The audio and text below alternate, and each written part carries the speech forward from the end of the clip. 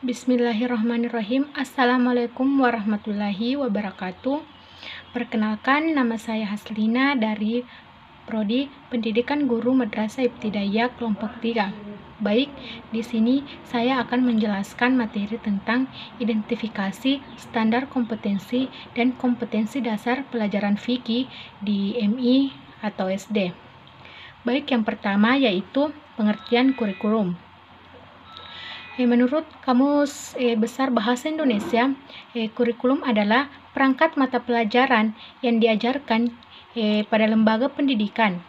Undang-Undang Nomor 20 Tahun 2003 tentang Sistem Pendidikan Nasional menyebutkan bahwa kurikulum adalah seperangkat rencana dan pengaturan mengenai tujuan, isi, dan bahan pelajaran serta cara yang digunakan sebagai pedoman penyelenggaraan kegiatan pembelajaran untuk mencapai tujuan pendidikan tertentu. Yang kedua yaitu pengertian standar kompetensi. Standar kompetensi dapat diartikan sebagai pernyataan tentang pengetahuan, keterampilan, dan sikap yang harus dikuasai oleh peserta didik serta tingkat penguasaan yang diharapkan dicapai dalam mempelajari suatu mata pelajaran pada setiap mata pelajaran. Standar kompetensi sudah ditentukan oleh para pengembang kurikulum yang dapat kita lihat dari standar isi. Jika sekolah memandang perlu mengembangkan mata pelajaran tertentu, misalnya pengembangan kurikulum muatan lokal, maka perlu dirumuskan standar kompetensinya sesuai dengan nama mata pelajaran dalam muatan lokal tersebut.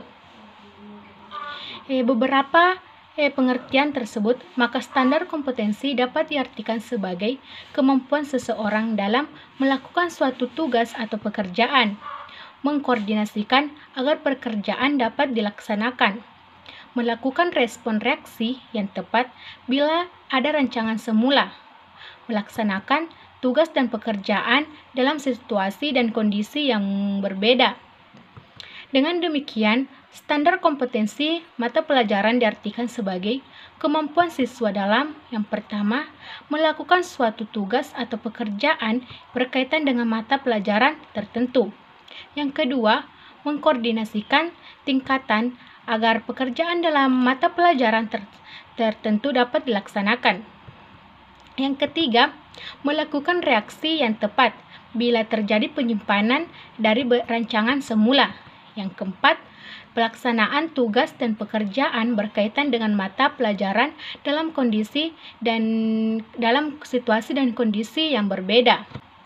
Yang ketiga yaitu pengertian kompetensi dasar. Kompetensi dasar adalah pengetahuan, keterampilan, dan sikap yang minimal harus dikuasai peserta didik untuk menunjukkan bahwa mereka telah menguasai standar kompetensi yang ditetapkan. Oleh karena itu, maka kompetensi dasar merupakan penjabaran dari standar kompetensi. Adapun langkah-langkah perumusan standar kompetensi dan kompetensi dasar adalah sebagai berikut. Yang pertama, guru perlu berpedoman atau mengambil rumusan SK dan KD yang telah disusun oleh BSNP. Yang kedua, berdasarkan mata pelajaran yang diambil. Yang ketiga, guru memilih SK dan KD yang telah dirumuskan oleh BSNP untuk setiap mata pelajaran. Pemilihan SK dan KD harus disesuaikan dengan jenjang pendidikan, mata pelajaran, dan semester. Yang keempat yaitu setelah SK dan KD dipilih, selanjutnya dilaksanakan analisis dengan mengajukan pernyataan dasar. Yang kelima, pada proses perumusan SK dan KD perlu memilih kata-kata kerja umum operasional berdasarkan level kompetensi pembelajaran. Yang keenam, pada proses perumusan dan pengembangan SK dan KD, guru perlu memerlukan tingkat kompetensi yang diharapkan tercapai oleh siswa setelah mengikuti kegiatan pembelajaran. Penentuan tingkat kompetensi yang harus dicapai oleh siswa. Adapun prinsip-prinsip yang harus diperhatikan dalam merumuskan kompetensi dasar adalah meluas, seimbang, relevan, dan perbedaan. Yang keempat yaitu materi pembelajaran. Materi pembelajaran adalah suatu komponen sistem pembelajaran yang memegang peranan penting dalam membantu siswa mencapai standar kompetensi dan kompetensi dasar.